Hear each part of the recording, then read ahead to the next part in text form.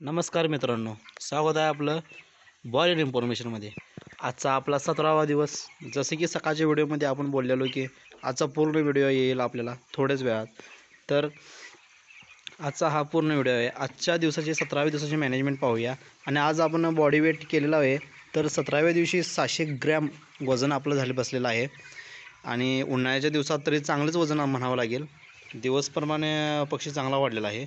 तर उन्हाळ्याची शिस्टसाठी आपण शेडनेट लावलेच आहे, आपण जर मागच्या व्हिडिओमध्ये तुम्हाला मी बोललेलोच आहे। तर आपण आणखी काय केलं आहे, तर हे पहा, असा आपण पाला गोळा करून ठेवलेला आहे। हा पाला पत्र्यांच्या वरती घालायचा आणि वर स्प्रिंकलर चालू करायचे।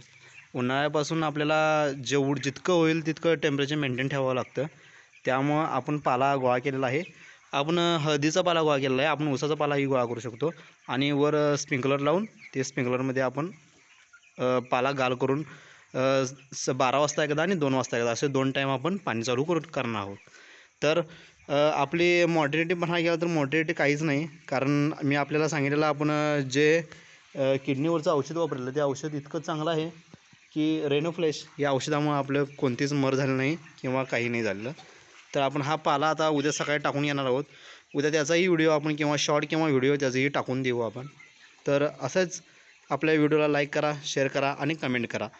तर अनेक प्रश्न आपल्याला विचारायचा होता की सगळ्या जणांच्या शेडवर एकच प्रश्न असतो की अटॅकवरची मर कशी कंट्रोल करायची। तर मी अटॅकवरच्या मरसाठी आज तुम्हाला मी मेडिसिन सांगणार आहे। अटॅकवरची मर आपल्याला कंट्रोल करायची असेल तर